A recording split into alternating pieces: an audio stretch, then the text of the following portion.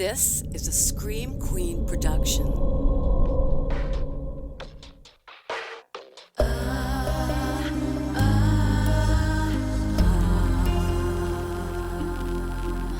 I never will forget the tragic ending met the day your last sunset. So dead, so dead. So dead, so dead.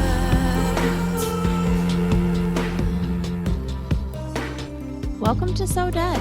I'm your host, Jenn Carpenter, and I am back, baby.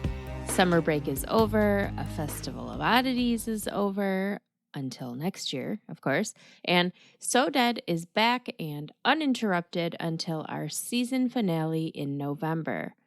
Speaking of a festival of oddities, that shit was crazy. Were you there? Somewhere in the ballpark of 15,000 people showed up. 15,000 people. That is insane. But we'll talk about all of that later. What I want to talk about right now is what has become probably my favorite part of the festival, doing a live show with my friend Nina instead of Already Gone. Nina is phenomenal, and it's always such an honor to work with her. Someday I will shell out the money to rent equipment so that our shows can be recorded, but this year was not that year. This year I spent all of my festival dollars on something else, something that turned out to be a valuable lesson and a good story, but also a nightmare. And I'll tell you about that a little later too. Anyway, I hope very, very much that Nina turns her story from the live show into an episode of Already Gone because it was such a good one. I am going to share my live show story with you today. Even if you were there and you heard me tell it the first time, it is definitely worth another listen because the live show version was condensed. So more meat and potatoes here. Nina and I decided this year to cover stories from Charlotte, which is home base for a Festival of Oddities. And mine is one that I pulled out of a dusty old newspaper after it was forgotten to time. You guys know how I love finding random old stories to cover that nobody's ever heard or nobody remembers. So today I'm going to tell you about Charlotte's Chop Shop murders. Not familiar? Well, take a fucking seat because this one is so messy. In the late 1970s, police nationwide and here locally had their hands full with the sudden serial killer epidemic. In mid-Michigan alone, we had at least 2 serial killers. We had Donald Gene Miller and Gerald Wingart on the prowl. Young women and girls were going missing and being murdered all over the area. But authorities here had another problem on their hands. A massive interstate auto theft ring that was headquartered right here in mid-Michigan, where I live and breathe. The Eaton County Sheriff's Office, the Michigan State Police, and an FBI task force spent months putting together a case against over 24 men, local politicians, millionaires, mobsters, and business owners among them. On June 17, 1980, 26 persons were indicted by a federal grand jury on charges ranging from conspiracy to transporting stolen vehicles and everything in between. Nearly 100 stolen vehicles worth over $500,000 were recovered, which sounds like a lot, but that's hardly a drop in the bucket looking at this overall operation, because one of the men indicted told police he'd personally, just one guy, stolen about 1,600 vehicles over a period of 6 years, about 4 vehicles every day for years and years and years. Among those indicted were 58-year-old Glenn Lee Archer, a self-made millionaire, and by self-made, I mean that he got his money through shady business dealings. He once owned a construction company in Charlotte, and he was a business associate of infamous mafia moneyman Peter Lazaros of Detroit. Also indicted were 48-year-old Bill Smallwood, the owner of Smallwood's Truck and Trailers on Northeast Street in Lansing, who was said to be the leader of this auto theft ring, and 42-year-old Thomas Woodruff, Bath Township supervisor and owner of Woody's Auto Sales in Bath. Fun fact, real quick.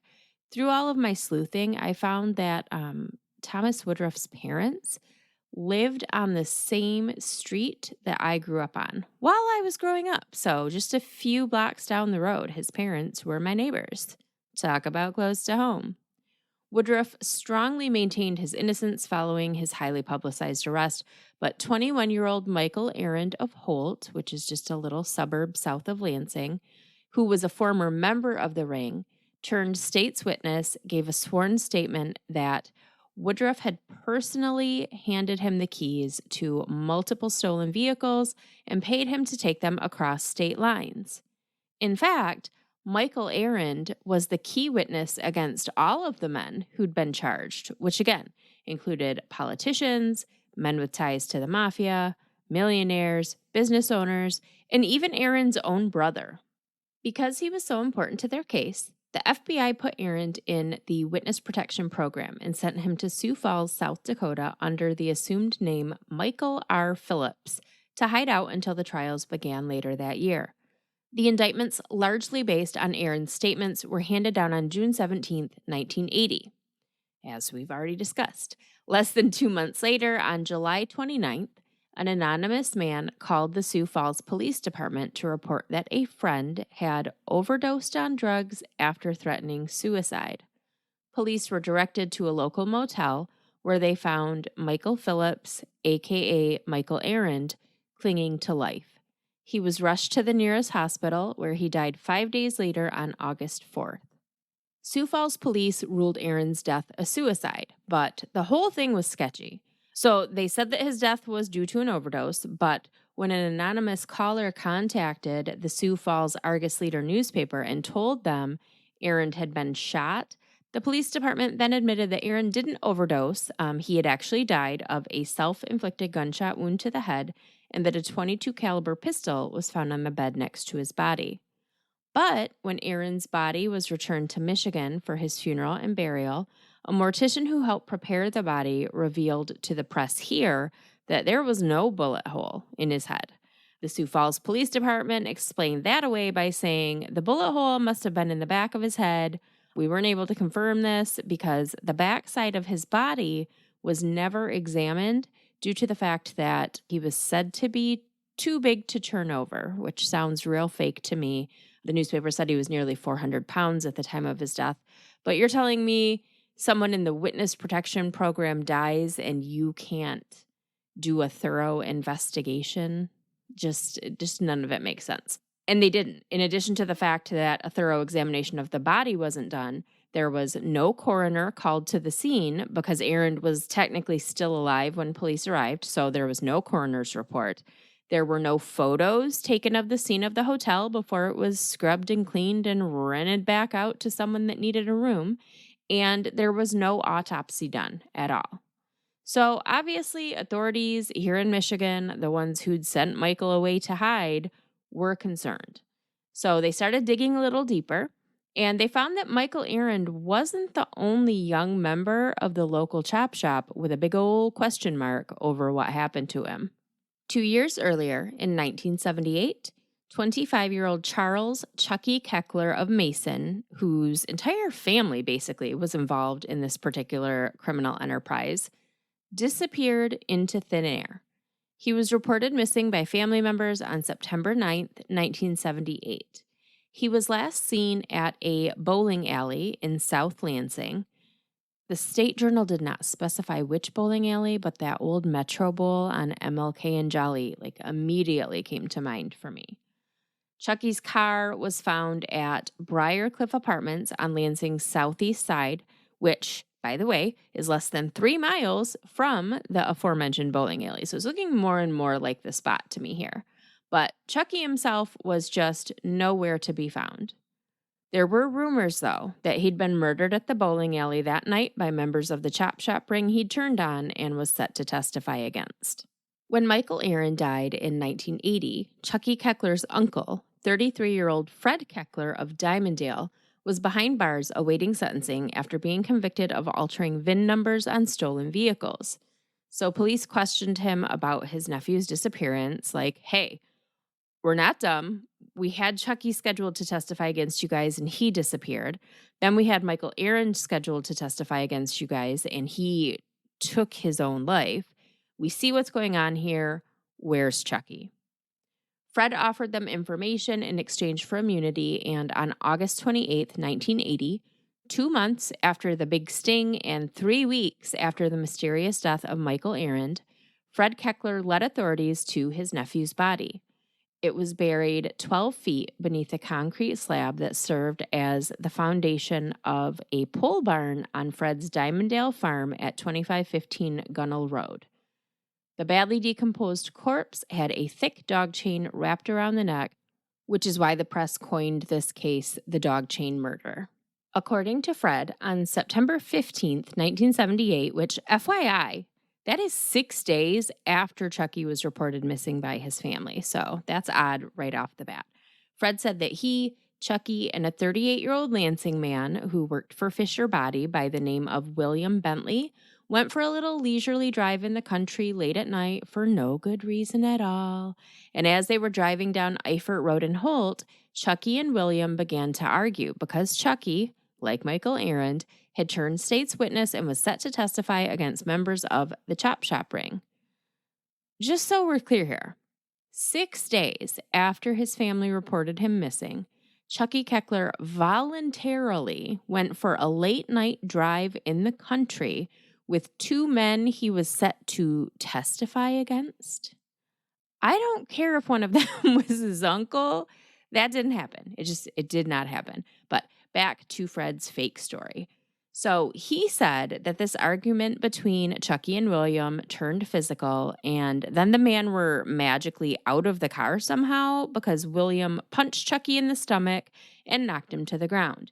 He then grabbed a large dog chain that he just conveniently had on him, wrapped it around Chuckie's neck, and strangled him, all while Chuckie's uncle Fred just stood there and watched. Once Chuckie stopped struggling, Fred checked for a pulse and he didn't find one. William pulled out a crowbar that he also conveniently just had on him, and he bludgeoned Chuckie with it for good measure.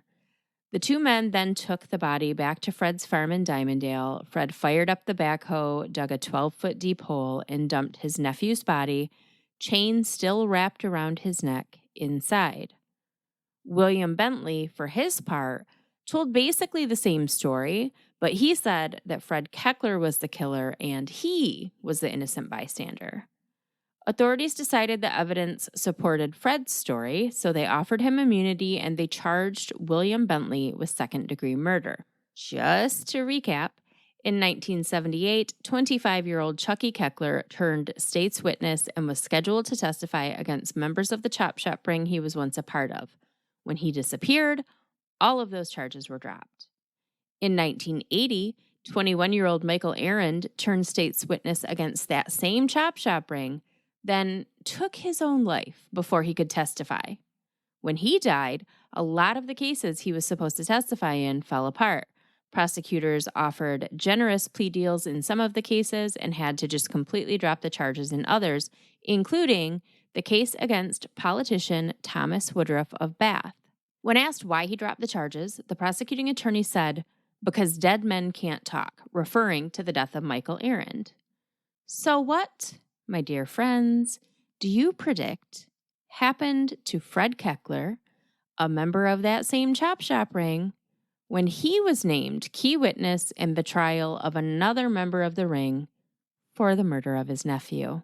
William Bentley's trial for the murder of Chuckie Keckler was set for the summer of 1983, nearly 5 years after Chuckie's death, due to a whole bunch of legal wrangling and fighting over jurisdiction between Eaton County, Ingham County, FBI. It was a mess. But yeah, so it took 5 years. The trial was coming. And then, just like magic, 6 weeks before the trial was scheduled to begin, key witness Fred Keckler was murdered himself by another member of the Chop Shop ring, of course, his own nephew, 28-year-old Gerald Truax Jr. of Charlotte, who went by the nickname Jocko. Following a call to police from Fred's estranged girlfriend who witnessed his murder, authorities questioned Jocko and he led them to his uncle's body in a wooded area in Calhoun County. The body was hog-tied. The feet were tied to the hands behind Fred's back with another rope drawn across his open mouth, which, okay, if you're going to hog-tie a body before you dump it, I feel like you've done this before. I don't know. Maybe that's just me overthinking it. Fred was wrapped in 2 plastic bags, a sleeping bag, and then a pink blanket that was bound with rope. His body was then dumped in the woods and buried beneath a thin pile of leaves. So not hidden very well at all. Some hunter was bound to find him sooner or later. An investigation would find that on April 21st, 1983, 36-year-old Fred drove to Jocko's home on Bradley Street to confront him over the title to a truck. A stolen truck? Probably. It was kind of like Fred gave Jocko this truck and then he got mad at him, so he wanted it back. And Jocko was like, "No, you gave it to me." So the 2 men started to argue. Jocko pulled out a gun and he shot his uncle 6 times as Fred Keckler begged for his life. According to Jocko, he had no choice. His uncle was a dangerous man who hurt people, often. He often bragged about the time he choked his favorite nephew with a dog chain, threw him in a 12-foot pit and buried him alive, then built a pole barn over the body, which is a bit of a different story from what he told police, right? And now Jocko was his favorite nephew. Fred reminded him of that often. "Don't forget what happened to my last favorite nephew." Multiple witnesses testified that Fred was abusive to most of the people in his life, including Jocko. He terrorized his own girlfriend, and her kids. He burned down a neighbor's house for calling the police on him. He regularly physically assaulted and threatened Jocko, but on the night that he died, he went too far. He threatened to kidnap and kill Jocko's 3-year-old son if Jocko didn't give him the title and money that he was demanding. So Jocko defended his family. Authorities didn't see it as self-defense, though. Fred Keckler had become a valuable tool in their arsenal.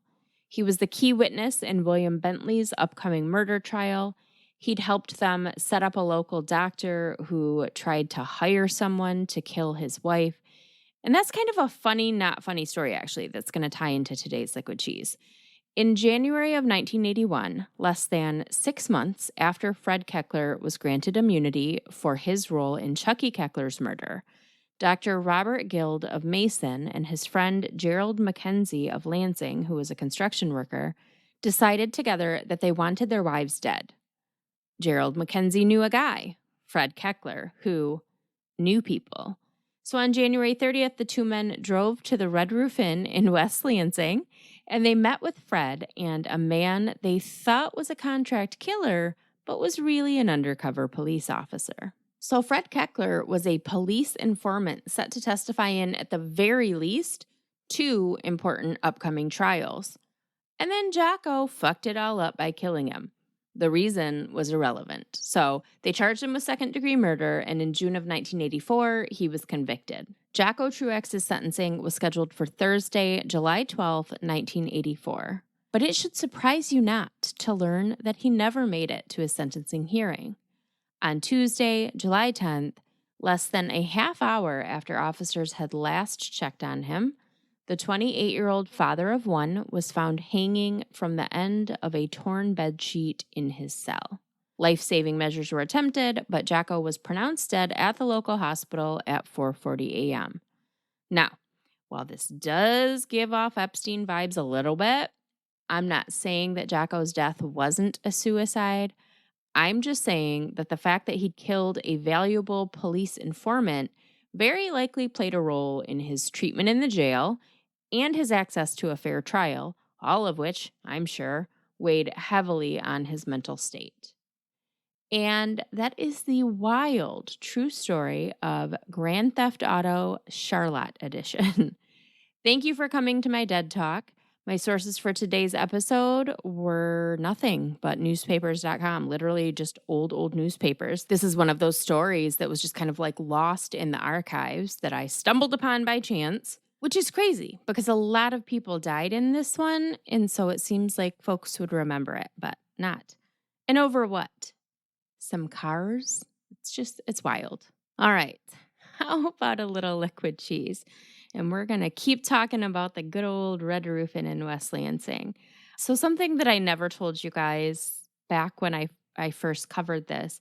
Remember way back in season 1 when I was telling you the story about how I thought that I had found this the Zodiac killer living in the hotel motel that I worked in? That was the Red Roof Inn on the west side. Now, is the Red Roof the lap of luxury? No. But I worked there for well over a year, and I absolutely still, until last weekend, would have said if someone was, coming in town to do a bunch of shit and just needed like a cheap place to stay at the Red Roof. It's clean, it's safe. Yeah, it's not either of those things anymore, and I found that out the hard way. So a Festival of Oddities was last weekend, and we had a special guest this year, Ari Lehmann, the very first actor to ever play Jason Voorhees. So he was in the first movie, at the very end of the movie, where the little boy pops up out of the water and drowns like the lone survivor of the massacre. That was him. So he wasn't Jason with the mask, but he was the first actor to ever play the character of Jason Voorhees. So he's booked to be at the festival all day Saturday, and then his band's going to play at the end of the festival, and then he's going to go to a screening of the movie at the local theater after that. And then he booked a concert for Friday night in Indiana, I want to say. So he wasn't getting in until very late Friday, like 3-ish in the morning on Friday. So technically Saturday, technically the day of the festival, right? So I booked him at the Red Roof because a lot of things were full or wildly overpriced for what they were, simply because it was Michigan State University's first football game and first home game of the season. So a lot of stuff was already booked when I went to book his room. And I was like, okay, Red Roof, it's not great, but it's clean and it's safe. And all he's going to be doing is sleeping for a few hours before he comes to the festival. So like, it's fine. It wasn't fine. It wasn't fine. Now, I did go to the Red Roof and check him in myself, but this is day before the festival. I'm running around like crazy. I'm doing a bunch of stuff.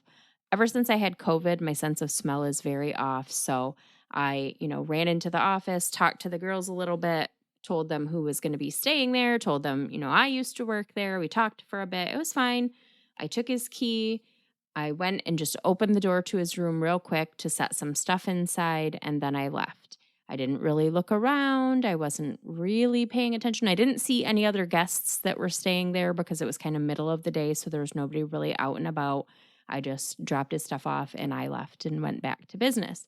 Got home Friday night, went to bed, and 3:30 in the morning, I get a text from Ari that it is the most disgusting, like, sketchy place he's ever stayed.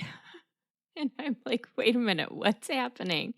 He said that his room reeked horribly of cats, which they do allow pets there, but like weird. And that everything was filthy and his sheets were dirty, and he'd already made them change his room one time, and the second one was just as bad. And I was like, okay, this is all new information to me at 3:30 in the morning. I didn't realize this place had been so run down. I was only there for a couple seconds. Other than that, I probably hadn't seen the place in, 20 years, So I was like, okay, I'm really sorry. I wasn't aware that it had gotten so gross. Let me see if I can find you somewhere else. And then again, that was tricky. There's a lot of hotels right there, but it was MSU's first football game of the season, and it was a home game, so a lot of these places are full. But when I was calling these other places, and trying to like explain to them what happened and what I needed at 4 o'clock in the morning before the festival's about to start. They were all like, "Oh, no, no, you never book anybody at the Red Roof Inn." And the clerk at the hotel that I actually wound up moving them to, she was like, "Oh, no, no, yeah, never, never. It didn't used to be so bad. It wasn't a bad place until a couple years ago. And then COVID hit. And when people that normally couldn't afford a room started getting unemployment and stimulus money, they kind of like moved in and just never left." And she just kept saying, the locals took over. The locals took over. The locals came in and took over. And I'm like, what locals? This is Delta Township. What are I talking about?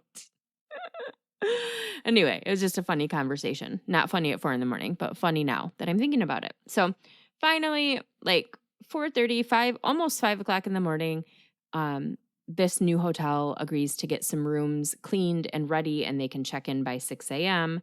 By this point, like he's tired and he's got a long day ahead of him. So he's like, just let me sleep here. Come pick me up at noon and we'll move to the new hotel tomorrow. So that was settled, but it did kind of set things off on a bad track. And the reason I keep laughing about the Red Roof is because, like my story for the festival involves the hotel that kind of sent my festival into a spiral after that all happened. So things just did not start off on a good note. I apologized profusely, but I stayed up for hours fixing my mistake. I should have gone and checked the place out a little better. I didn't.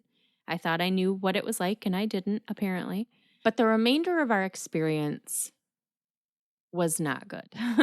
I'm not going to go into real specific details, but at first I wasn't going to say anything at all, but I feel like I have to be transparent. I know that most of the fans that came to a Festival of Oddities to meet Ari Lehmann had a good experience with him. All day long, all I heard was good things from fans and then also from our staff about how good he was with his fans. He was only good with his fans, though. I don't know if he had just had it with me because of the hotel situation or if he was overly tired. I'm not real sure what happened. But our day with him, once the festival started, began with him refusing to come out of his hotel room. The hotel room that he said was too gross to even sit down in. He just wouldn't come out of it. He didn't come out until almost 1 o'clock. His meet and greet was supposed to start at 11, which we'd pushed it back a couple hours so that he could get a little more rest, but we were supposed to pick him up at noon, and his band was down and ready to go. He would not come out of his room, and he didn't come out until almost 1 o'clock. He got there. Again, wonderful with fans for most of the day. Pretty rude and shitty to our staff and volunteers. And then as the day wore on, so he initially was scheduled for, a meet and greet from 11 a.m. to 4 p.m. It wound up being 2 p.m. to 4 p.m. because, maybe like 4:30-ish, because, we pushed it back a couple hours and then he made it go even longer by refusing to come out of his hotel room.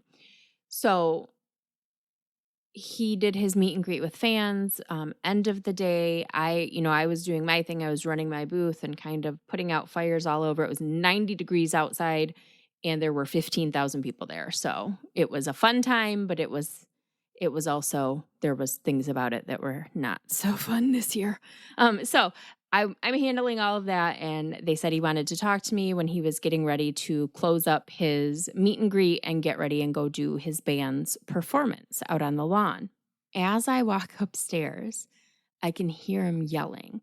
And as I get close to the room that he's in, I see a member of the volunteer staff for the museum ushering out this young reporter from the local news station who's like almost in tears. And he's yelling. And I'm like, holy shit, what's going on here? Apparently they wanted to get some footage of him.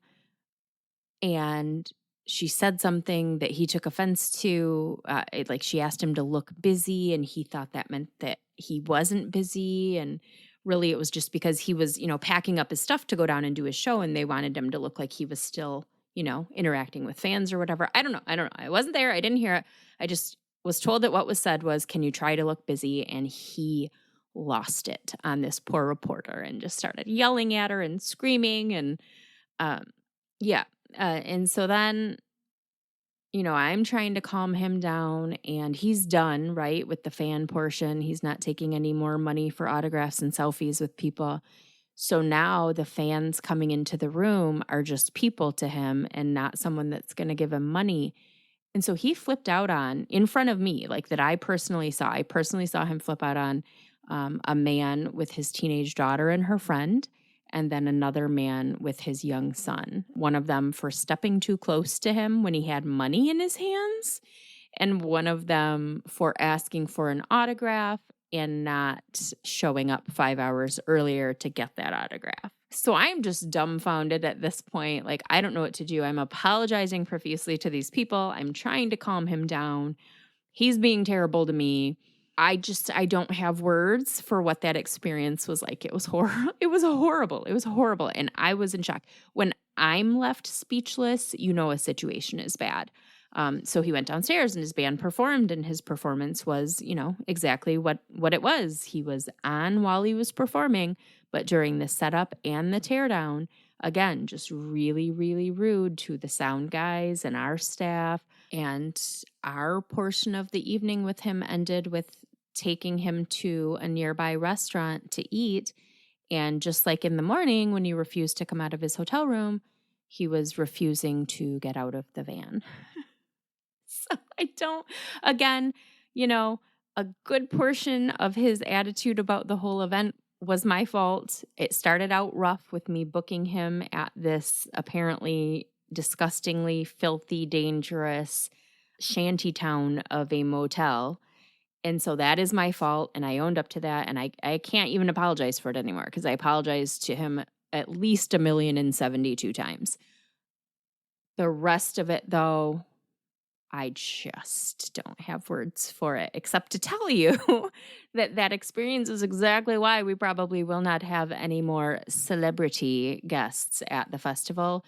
It just wasn't worth it. Honestly, it wasn't worth it. It was so stressful, and he was just not good to our staff. I feel like he probably walked away thinking he didn't have a good experience with us, but we also didn't have a good experience with him. So unless we can ever convince good old hometown boy Matthew Lillard to come to the festival, which, trust me, I've been trying, but I can't get past his booking agent. Unless we can get dear sweet Matthew, we'll probably not do the celebrity guest thing anymore, I'm thinking.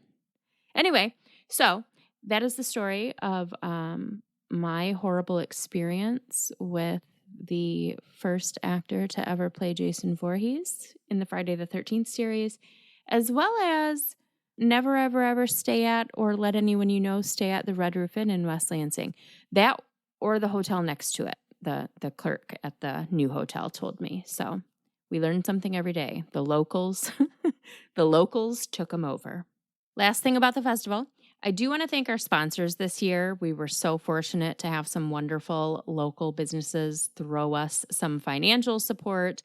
We had Erica Jo Photography, Creepy Kawaii, Addis Enterprises, Junk in the Trunk, Already Gone, Owens Riverside Candles, and Century Construction. So thank you to all of you who helped support the festival this year. I do want to tell you about a couple of upcoming events really quickly. I will probably have more as we get further into fall. Spooky season is my busy season, of course. So I am doing a cemetery tour called Ghosts, Ghouls, and Graveyards on September 25th from 3 to 5 p.m. at Mount Hope Cemetery in Lansing with the Friends of the Mount Hope Cemetery. It's actually their event. They've got some ghost hunters coming and some historians coming, but their basis for this year's tour was my book, Haunted Lansing. So I will be there. I'll do a couple of the stories. I will be signing and selling copies of Haunted Lansing. I don't off the top of my head remember how much it costs. I think not very much. It might even be free. I don't know. I should know, but I don't know. 3 to 5 p.m., September 25th, Mount Hope Cemetery, Ghosts, Ghouls, and Graveyards Tour. And then this event I'm so excited about. The Obsessed Podcast Network is hosting a true crime podcast festival at the end of September called Obsessed Fest. It's in Columbus, Ohio from September 30th to October 2nd. If you just look up Obsessed Fest online, you'll find tons of information about it. But basically, it's 3 days of all of these really big, important podcasters and true crime figures doing live shows and meet and greets and book signings. And I will be there as my bookstore, as Dead Time Stories, hosting the signings for Rabia Chaudhry, Damien Eccles of the West Memphis 3, Elena from Morbid, her new novel that just came out, and Amber Hunt from Accused. So, I'm pretty nervous. And then the special guests beyond the ones that have books that they'll be doing signings for, Generation Y, Let's Go to Court, Maggie Freeling will be there. Just all of these really heavy hitters in the true crime industry. And I'm so nervous. I feel like I'm a little bit out of my element. But if any of you are going, please stop by the Dead Time Stories booth and say hello. I'm very excited about it, but I'm very nervous. Anyway, I think that's all I've got for you today. Go follow me on the socials, really only active on Facebook, the So Dead Facebook group, and a little bit on Instagram, not much. The big one's TikTok these days, right? So my TikTok handle is ScreamQueen517. Or I also think if you just put in Jenn Carpenter, that'll pull it up. New true crime story time coming your way next week, and then another new episode of So Dead the week after that. Until then, keep shining, you magnificent what the fucks.